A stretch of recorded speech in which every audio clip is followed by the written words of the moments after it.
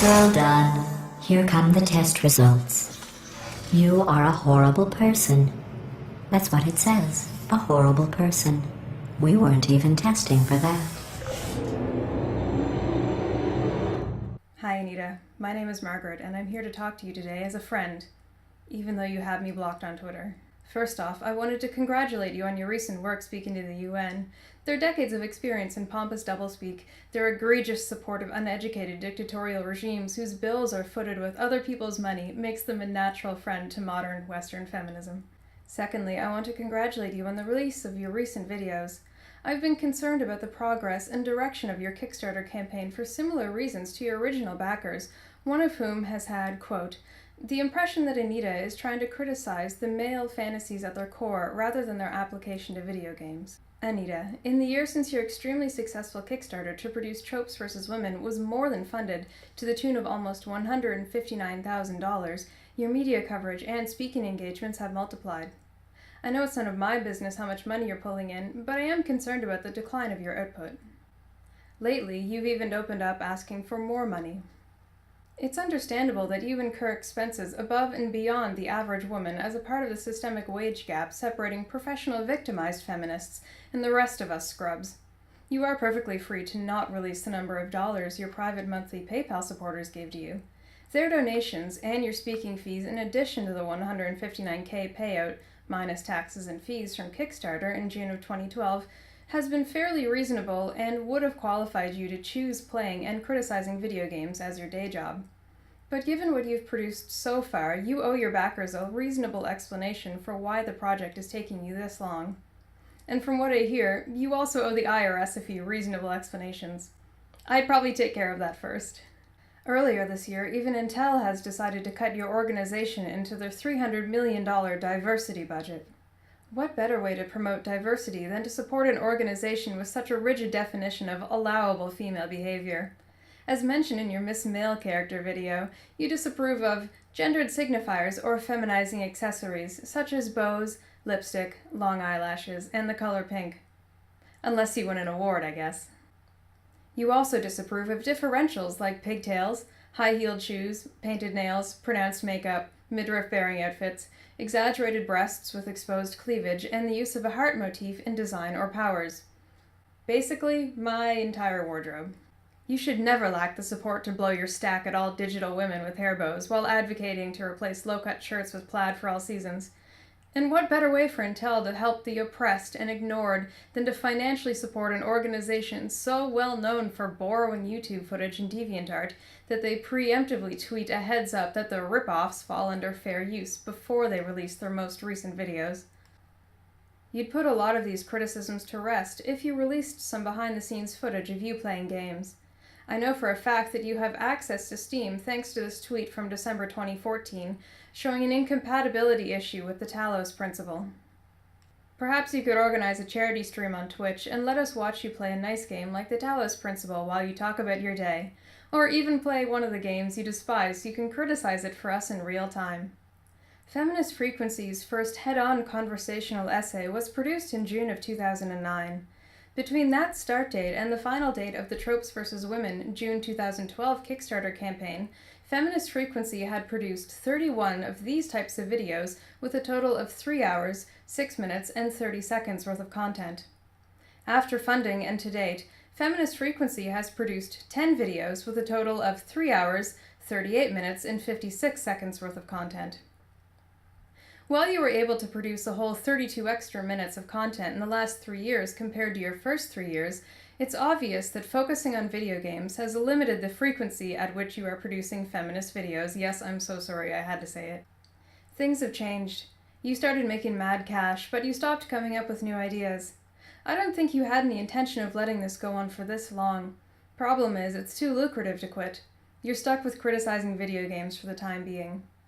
You're so far down the rabbit hole that you even claim to be an expert in the depiction of women in video games. You're such an expert that you still haven't bothered to bring up the Portal series, 2 of the most female-friendly games released in the last decade. 'Cause if you were playing the Talos principle, you'd know that it's best known as a mechanical successor to Portal.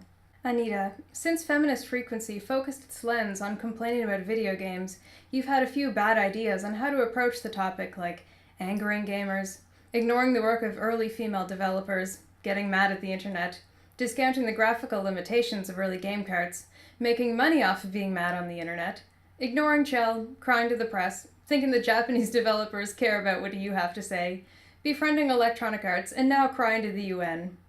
I'll link to the UN report down below. It's in my C drive.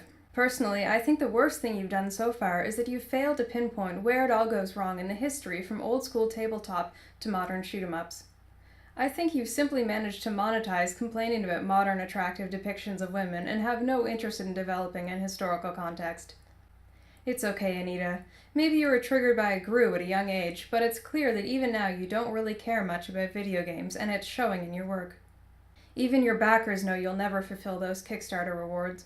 They've all given up and started ripping the content from YouTube. To be fair, I don't think you need money above and beyond what you've been earning to this point, but rather you've lost the financial support you had previously enjoyed from your fans. Like any bad investment, an erratic production schedule will scare away funding. They could be abandoning you for other reasons. Maybe it's because you still don't seem to understand what makes video games go.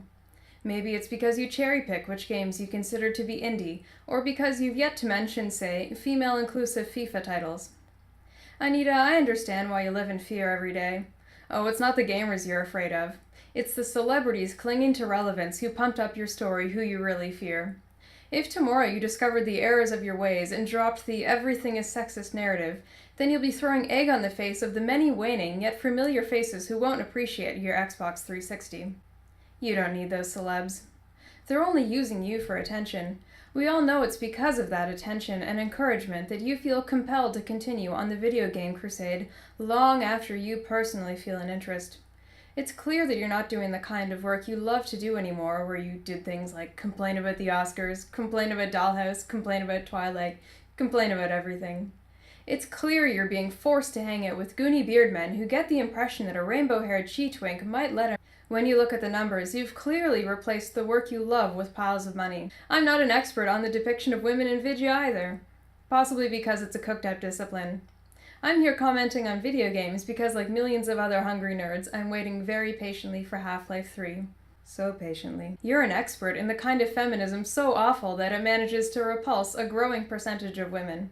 If year after year more women reject your brand of feminism, then that should be proof that it's not the most stable philosophical structure to apply to video games. Sorry, sociological structure. Philosophy is real. So as a friend, I want to offer you some advice on how to quit this nonsense about tropes versus women in video games without angering the celebrities who will stuff you directly into a refrigerator the second you stray from the farm. Normally, I'd tell you to put the controllers down and delete Steam, but that's not your problem. I know you have a big pile of games because you posted a picture of them. Once. A stack of games from 2013 and earlier. Of the games you complain about, I've noticed so far you've only talked about 4 games from 2014 and 2 games from 2015, both of which, Resident Evil Revelations 2 and The Witcher 3, are sequels, which is lazy considering, for example, you've cited the Witcher series on 6 separate occasions over the course of your videos. You're just too busy attending E3 and XOXO Fest to bother with the hard work of playing any new games to see if the developers have improved their depictions of women. And since you've never fully released your Steam library to the public, I have no reason to believe you are actively exploring the games you recommend on your Steam curators list. One area you should explore is the new system for returning Steam games. I'm curious if you've ever investigated whether Steam will refund a game on the grounds of inadequate trigger warnings, or if you've bothered to be enough of a consumer advocate to contact Gaben's office to clarify whether misogynistic depictions of women is a valid reason to return a game. Anita, speaking to you woman to woman, you are currently producing very little work relative to your abilities in a field you don't even care about. You're not happy and it shows. I believe you're in an abusive, toxic relationship. No, it's not the gamers, or the mean people on Twitter, the response girls on YouTube, or even the idiots on the chans. You're in an abusive relationship with the celebrities who have rallied uninvited to your cause. You're being used by people with fading relevance. There is no safe way to disengage from these sponges. If you drop your focus on video games to focus elsewhere, your most inconsistent supporters will turn their vitriol toward you. You, Anita, have appealed very well to a few demographics.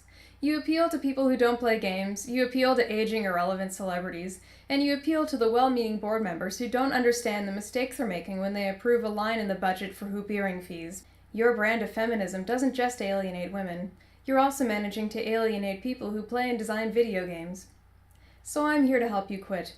Instead of a 12-step progress, I'm embarking on a project you can read about below to give you the tools to recognize how shallow your arguments are. Once you see the errors of your ways, I hope you see that it's finally time to quit. Or, if you don't see the error of your ways, I hope that I can finish your project for you and distill your argument about what makes a video game feminist or not down to a single, simple definition. Because once you finally define what makes the perfect feminist game and convince a developer to produce it, then your project will finally be over. After producing a database of all the games you discuss, I was able to narrow in on which games you've granted the most positive coverage. I was able to sort out the following definition of your perfect feminist game. The perfect game would be an adventure puzzle platformer with a low emphasis on time-sensitive events, created by enlightened, independent Western developers, starring a fresh-faced, strong-willed woman in combat boots who triumphs using her brain without hurting anyone, despite being trapped in a man's world. I don't know if we'll ever be able to find a game like that. But if a game like that does exist, your entire project has absolutely no relevance and should be shut down immediately. Standing around, smelling and being useless. Try to avoid the garbage hurtling towards you. But seriously, I'd go see the IRS about that. Remember before when I was talking about smelly garbage standing around being useless? That was a metaphor. I was actually talking about you.